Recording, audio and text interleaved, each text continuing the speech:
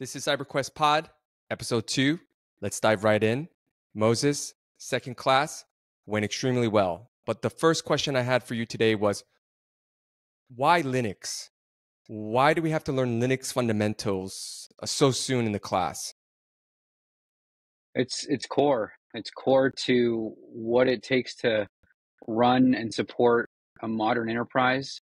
So exposure to Linux is your kind of get your feet wet day one. And part of that is just using the shell, the command line. Those are tools. The way to navigate that is your baseline for getting into penetration testing, the applicability of how to secure a host against attacks, from the web and the internet. So that's why we chose Linux. And then on top of that, Kali Linux is the distribution we're using. And that is industry standard for penetration testing and those security audits that can be down the road in the future of the student's professional career. Do you think it's too soon? Go ahead, Danny. I actually looked up the statistics. 96.3% of web servers, commercial web servers, run on Linux. So if there's hackers, what they're going to do is target the Linux web server OS of choice, and that's the Linux operating system. Is that what you got started on, Danny, back in when you started? Now you're going to date me. I actually got started on Atari 800. So, but then my first job out of college was on a Unix environment.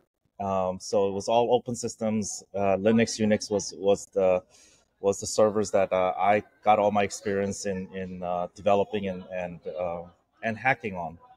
So if kids don't have like foundational knowledge of Linux and Linux development, should they be taking our course? What could they be doing before they take our course?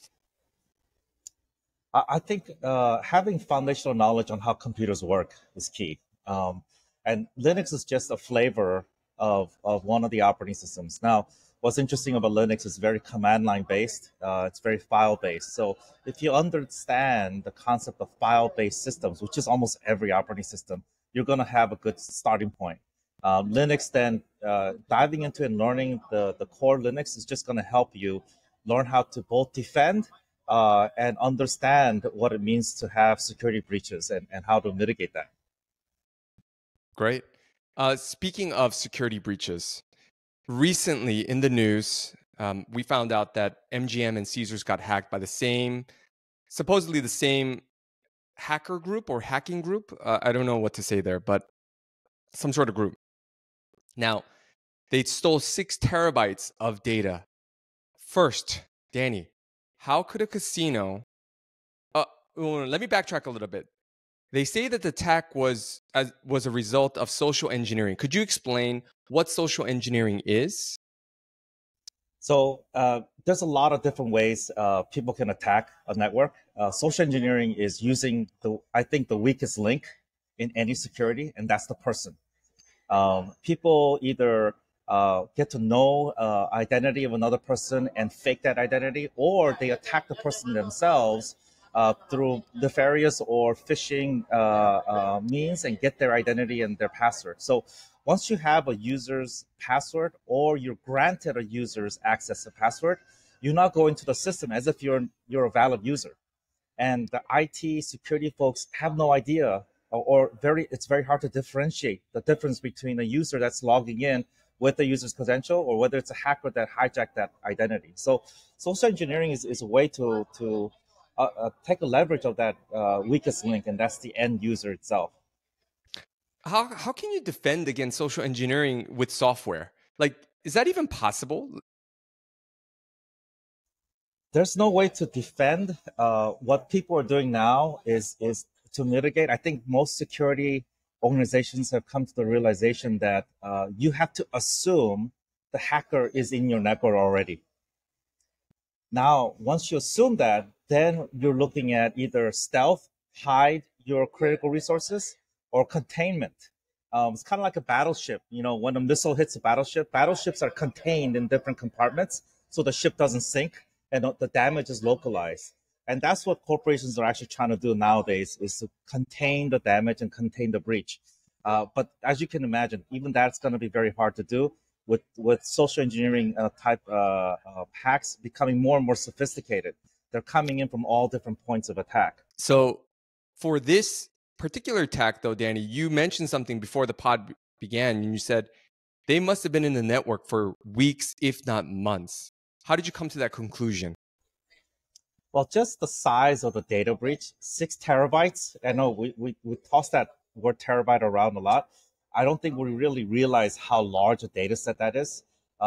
If, let's just, for instance, if someone was on a 100 megabit network, you want to download 6 terabytes continuously, it would take 5.5 days. So I just assume that these folks were in the network, not just days, but probably weeks, maybe even months. And what they do is they go in, they hack into a user's account or go through someone's identity, and then they sit there on the network and they wait, they search, they look around, they find critical data sets, and they'll start siphoning the data off over time.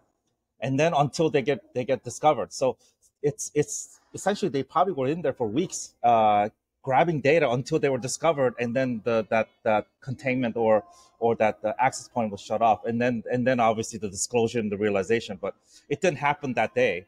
It was happening over days and weeks. Wow. If you're MGM, last question. If you're MGM, if you're Caesars, if you're any of these tourist-related sort of companies, tourism-related companies, what do you do to prevent the next attack? What do you do to prevent the next data breach? Well, there's really there's an adage in security that nothing is fully secure. So that's how you have to start with that premise. There's everything from user education and training, which is also very difficult to do because even the most sophisticated users and even IT departments can get spoofed. You can do all of the containment protocols you can imagine.